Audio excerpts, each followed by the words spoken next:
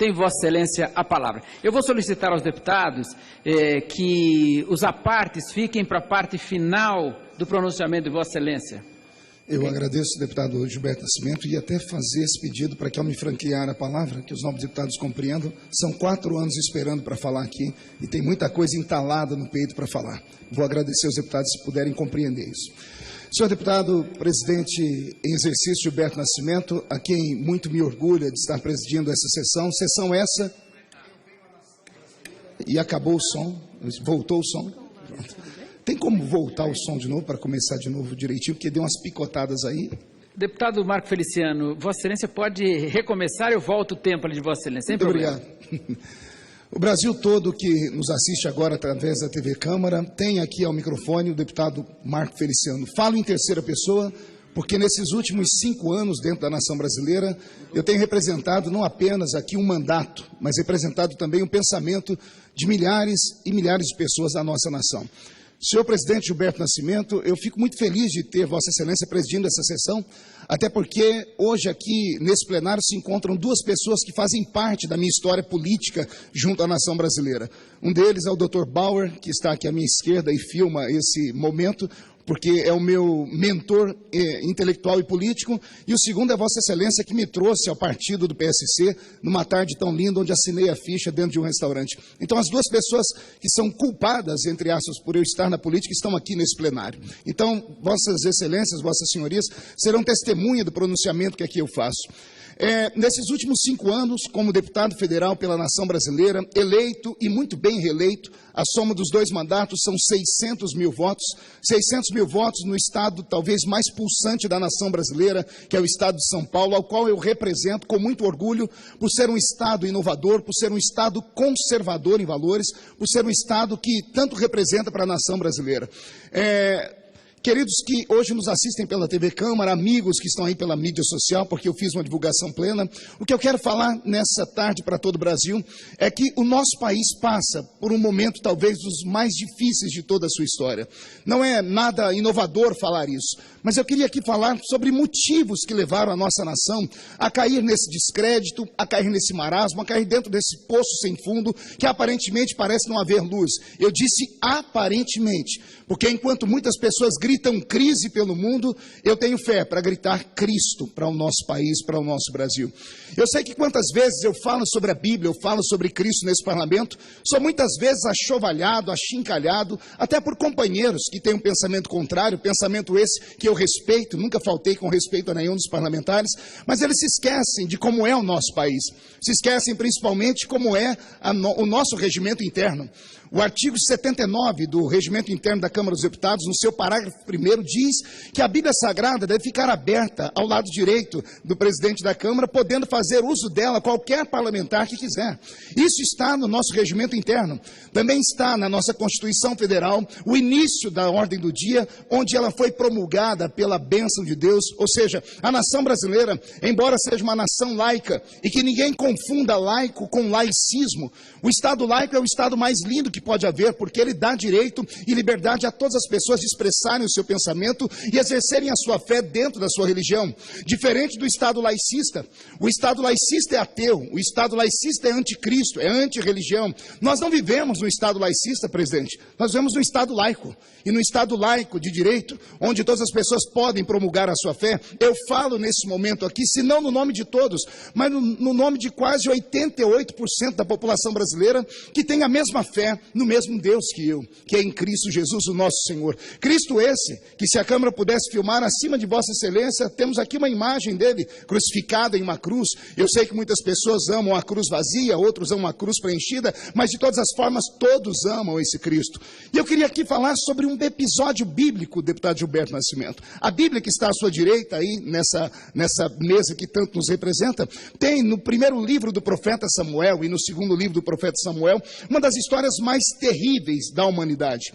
Digo isso porque é uma nação que está convalescendo, é uma nação que está caindo, é uma nação que perdeu o seu brilhantismo, que perdeu a sua origem, é uma nação que perdeu a sua identidade, e essa nação é a nação israelita, daquele tempo, é claro. Naquele tempo, todos que conhecem um pouco da história sabem que o Estado de Israel era um Estado teocrático.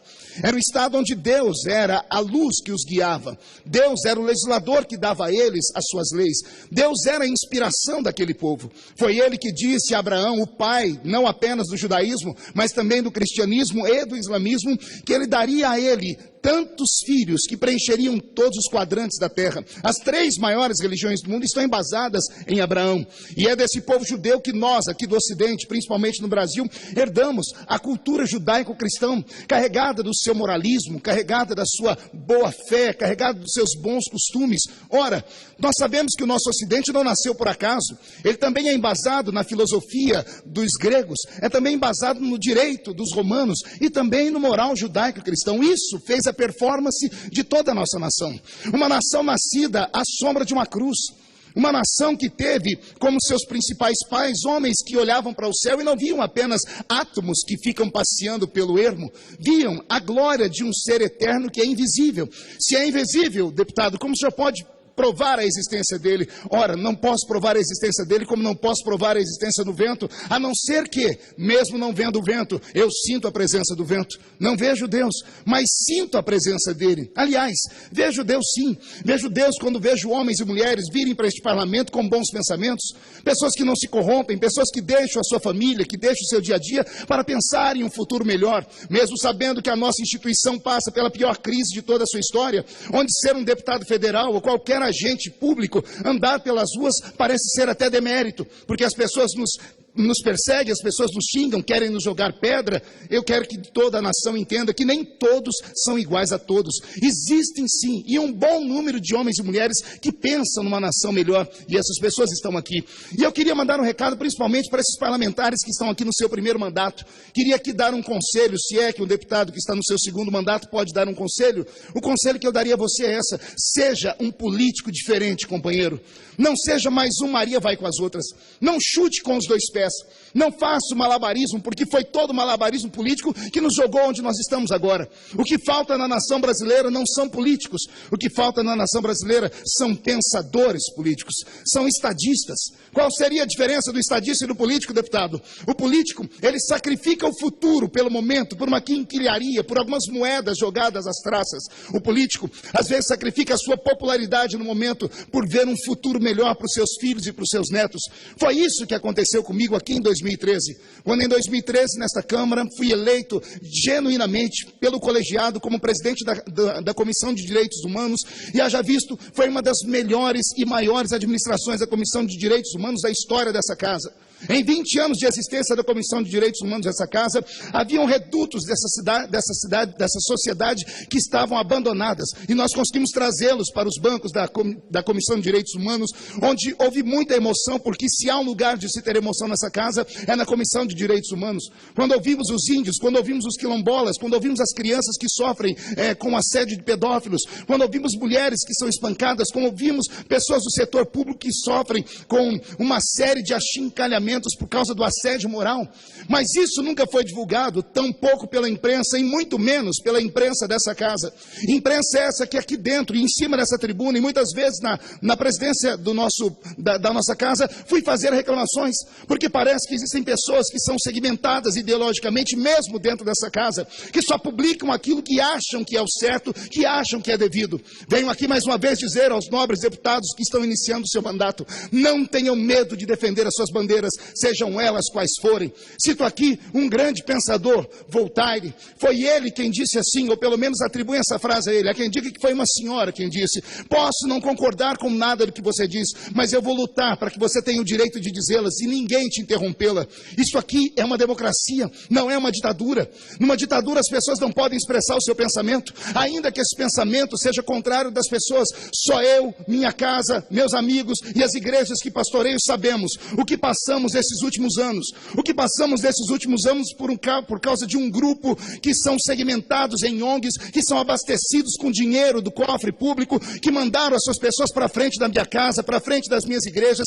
Essas pessoas sem respeito algum, nem nem por si mesmo, nem pelos demais, tiravam a roupa, esfregavam seus órgãos genitais na cara das minhas crianças, dentro dos membros das minhas igrejas, e a imprensa, a grande imprensa desse país, dizendo que isso era normal, que isso era um direito à liberdade de expressão. Mas quando eu venho dizer que para mim o casamento honesto e certo tem que ser entre um homem e uma mulher, aí já não é mais liberdade de expressão, aí é homofobia, aí é crime e querem me colocar atrás das grades. Eu venho hoje aqui em nome de pelo menos 80% dos brasileiros dizer que nós somos, nesse país, um povo temente, um povo ordeiro, um povo família. Os que correram atrás de mim pelas ruas desse país nesses últimos anos, deputado Gilberto Nascimento, não tinham serviço. Aliás, tinham sim, abastecido com dinheiro de ONGs. Levantei o número dessas ONGs no país, 267 ONGs homoafetivas, abastecidas com quase 10 milhões de reais mês, para que essas pessoas saiam correndo atrás das pessoas de bem, jogando pedras, xingando, humilhando, rasgando, depedrando igrejas, como fizeram comigo.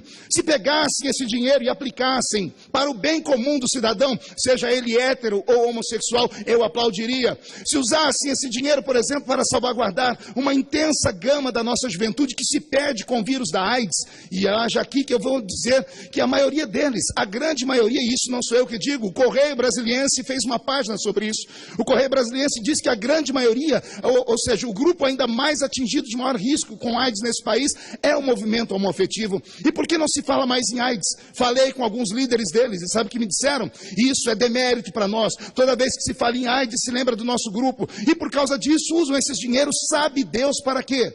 Sabe Deus para quê? E a população fica aí à mercê de uma sociedade que está sendo corrompida. Nossas crianças estão sendo vitimadas, estão sofrendo aliciamentos via programas de TV. Nós temos hoje um sem número de famílias destruídas.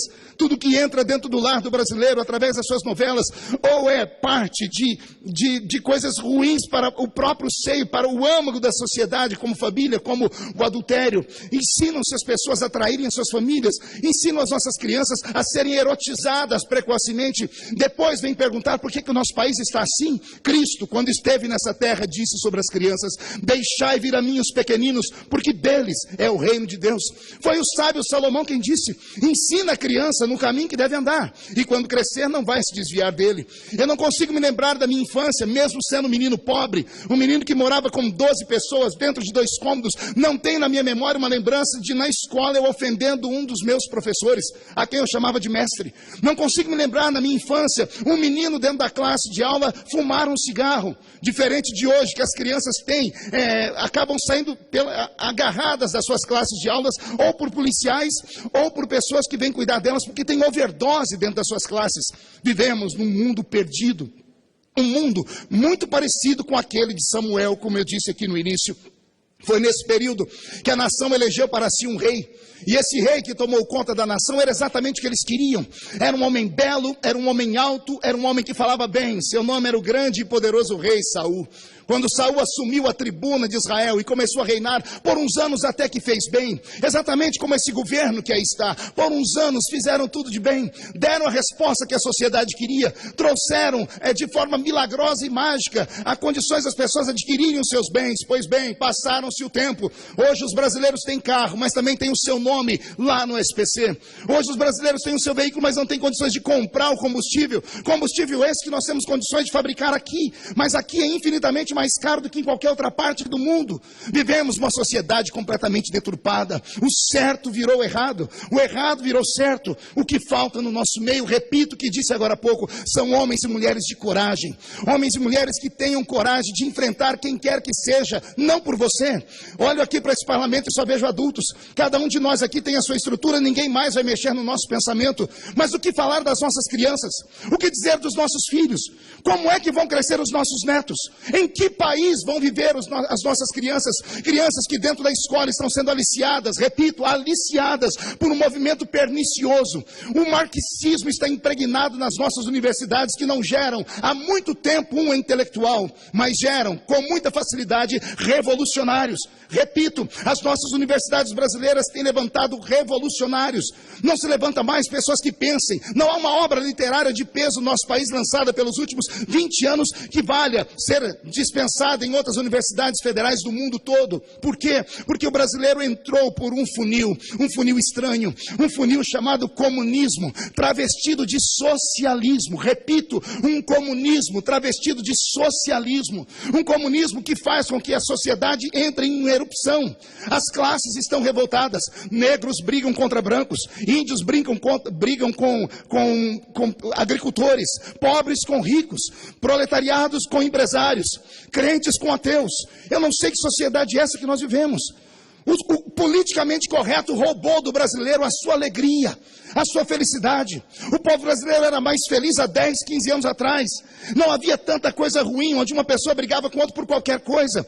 Hoje, se você olhar para uma pessoa de forma estranha, fica ruim. Me lembro, como ano passado, aqui nesse plenário, quando um deputado aqui da oposição disse que nós vivíamos uma noite mais escura, mais negra da história daquele parlamento, quando uma deputada pegou o microfone e disse assim: eu quero que seja arrancado dos anais dessa casa essa expressão noite negra, porque isso é racismo. Ora, o deputado pegou o microfone na sequência, de maneira irônica, disse: senhor presidente, retiro o que eu disse. Ontem vivemos aqui uma noite afrodescendente.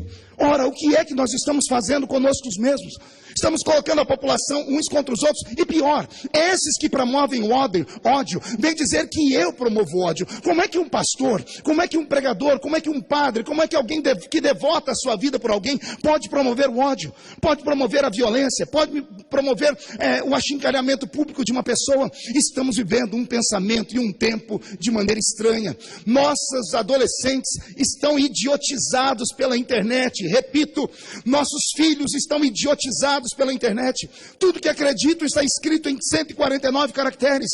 Depois que esparramam uma maldição, uma mentira deslavada, é que vão tentar consertar a história. Aí vão procurar saber se é verdade ou se não é verdade. Entre nos seus tweets, vocês vão ver que há uma máquina de produzir matérias sem sentido. Antigamente, publicações importantes que traziam coisas relevantes, hoje falam do cachorro que nasceu sem um rabo. Hoje falam do gato que não tem um bigode, porque as pessoas são obrigadas a provocar e promover essas informações rápidas feitas em forno, micro-ondas, e a nossa mente está sendo conturbada. Senhoras e senhores, o país onde eu vivo e no qual eu acredito precisa de uma mudança já. Foi na época de Samuel, grande deputado Gilberto Nascimento. Foi na época do grande rei Saul, que depois se perdeu por completo, que jogou a população em um lamaçal, que trocou a fé num Deus transcendente, querido, para viver uma fé material. Foi no tempo dele que o próprio Deus foi na casa do profeta Samuel e disse a ele: Samuel, até quando terás pena de Saul? Até quando você vai ver a minha nação gemer por causa dele? Quero aqui pegar uma parte da palavra de Deus a Samuel e dizer aqui aos homens e mulheres importantes desse parlamento: até quando terão pena desse governo que aí está? Até quando? Até quando vamos engavetar os impeachments? Até quando? Até quando vamos deixar a população do jeito que está? Até quando? Até quando vamos deixar que o partido que hoje governa esse país, que tem os seus tesoureiros aprisionados, que tem os seus deputados envolvidos em escândalos, baterem no peito, andando pelas ruas como se nada tivesse acontecido, e homens de bens, porque temem a Deus, porque têm um pensamento e uma ideologia cristã, são perseguidos pelas ruas dessa cidade? Até quando? Até quando? Senhoras e senhores, é hora de termos aqui dentro coragem e atitude. Até quando teremos pena de Saul? Até quando a sociedade toda vai cair dentro deste buraco? Houve um tempo em que Samuel teve coragem e ungiu um outro rei sobre Israel. E o seu nome era Davi. E o rei Davi é uma figura enigmática, não é apenas uma figura da Bíblia religiosa, é uma figura usada hoje pelas grandes empresas, quando falam sobre o pequeno que vence o gigante. Davi é um ícone. E quando eu vejo Davi assumir o trono de Israel, ele faz uma coisa que nenhum rei jamais havia feito. Ao invés de sentar no trono, porque ele havia herdado uma nação perfeita, mas incompleta.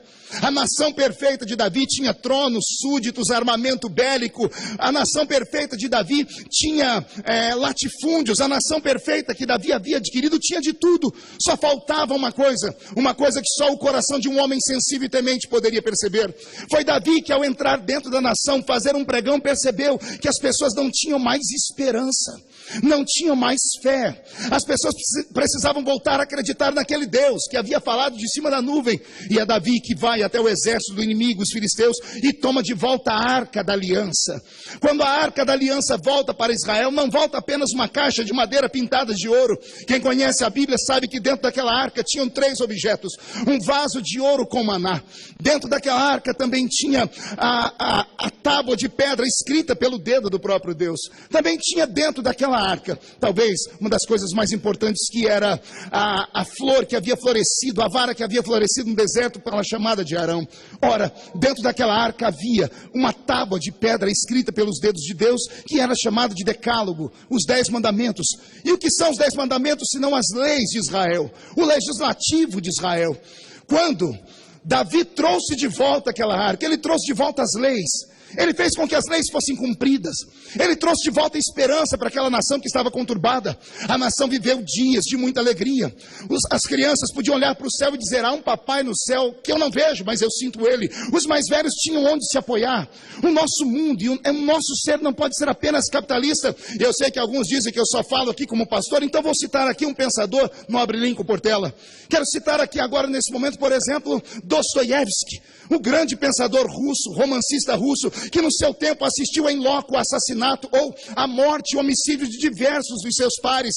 Dostoiévski, um homem das ciências, dos pensamentos, olhou a vida de cada um deles e não havia resposta para o que ou o motivo pelo qual eles haviam se suicidado, porque eles eram homens famosos, eram homens inteligentes, eram homens que moravam bem, tinham tudo. Por que é que os filósofos se matavam? Dostoiévski chegou à seguinte resposta e deixou para nós esse legado. Disse Dostoiévski: todo homem tem dentro dele um vazio do tamanho de Deus.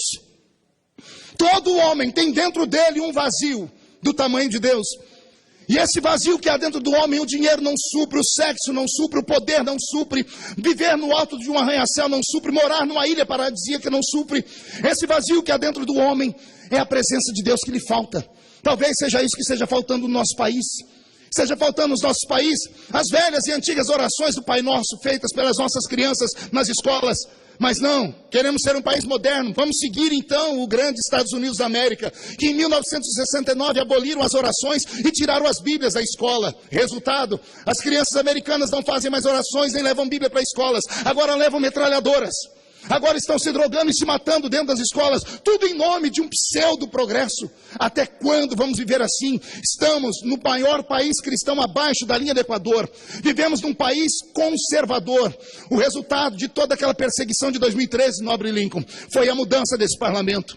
Ter permanecido de pé, aguentando a trancos e barrancos as pancadas que sofri, mostrou ao nosso país que é possível permanecer acreditando na sua ideologia e sair vivo do outro lado da história. Creio que nenhum outro político havia sobrevivido ao que eu sobrevivi nesse país, Nobre Mara Gabrilli. Tanta perseguição com família, vocês não sabem o que eu passei. Tive que tirar meus filhos do Brasil, porque não tinha espaço para eles nas universidades brasileiras. Minha filha não sofria bullying de alunos, sofria bullying de professores universitários marxistas. E eu fiquei abandonado por um tempo sozinho, mas a igreja brasileira se levantou em oração. Não apenas a igreja evangélica, a igreja católica, pessoas de outras religiões me procuraram, disseram: nós estamos aqui fazendo as nossas preces e Deus vai te dar vitória. Somos uma maioria silenciosa, poucos têm coragem de encarar esses movimentos sociais, mas aqueles que os encaram, colocam eles para correr, porque eles só sabem gritar, não tem estrutura, não tem argumento firme. Eu queria dizer a essas pessoas que não há nenhum ódio contra vocês, eu queria dizer a vocês que há sim um amor, mas um amor por aquilo que é conservado. A nação brasileira e todas as nações do mundo precisam de um apoio hoje no âmbito da sua família.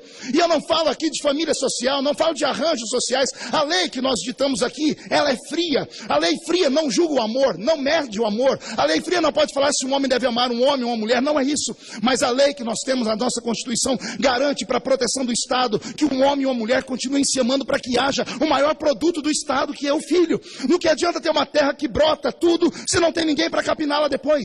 É por isso que a Constituição protege a família como ela é. E as pessoas não entendem isso. Dizem que nós aqui somos contra o amor. Quer amar, ame o que você quiser. Quer amar, ame quem você quiser. Mas ame da forma que você quiser. Mas não fira o meu direito de ser. Não fira a minha liberdade de consciência. Não fira a minha liberdade de expressão. Entendam isso de uma vez por todas e parem de mentir. Os ativistas mentem. Como mente boa parte do grupo de esquerda desse nosso país. Eles têm dois discursos. Um discurso lindo no microfone dessa casa. casa. O outro discurso é quando eles estão dentro de uma sala dizendo quem é que nós vamos destruir agora? Quem é que nós vamos acabar com o nome e o moral deles agora através da mídia social? Falo isso porque eu experimentei e sei do que falo. Não estou aqui apenas fazendo um desabafo. Estou aqui deixando um legado para os jovens deputados que aqui vieram. Não tenham medo de lutar pela família. Não tenham medo de lutar pelos seus pensamentos. Não queiram ser apenas um político. Queiram ser estadistas. Porque é disso que o nosso país faz falta. É disso que o nosso país sente falta. Quero deixar aqui para as minhas considerações finais, esses 25 minutos, um agradecimento ao nobre deputado que permitiu que não fosse aparteado. Aos deputados que aqui estão ouvindo, muitos deles da bancada evangélica, como o deputado Silas Câmara, a quem eu tenho um profundo respeito e aprendi muito com ele, e deixar apenas dizer uma palavra, que no nosso país ainda existem pessoas que acreditam nele sim. E eu deixo aqui uma palavra ao presidente da Câmara dos Deputados, deixo aqui como parlamentar, mas também como um servo de Deus, porque eu sei que ele o é. Até quando terás pena de Saul?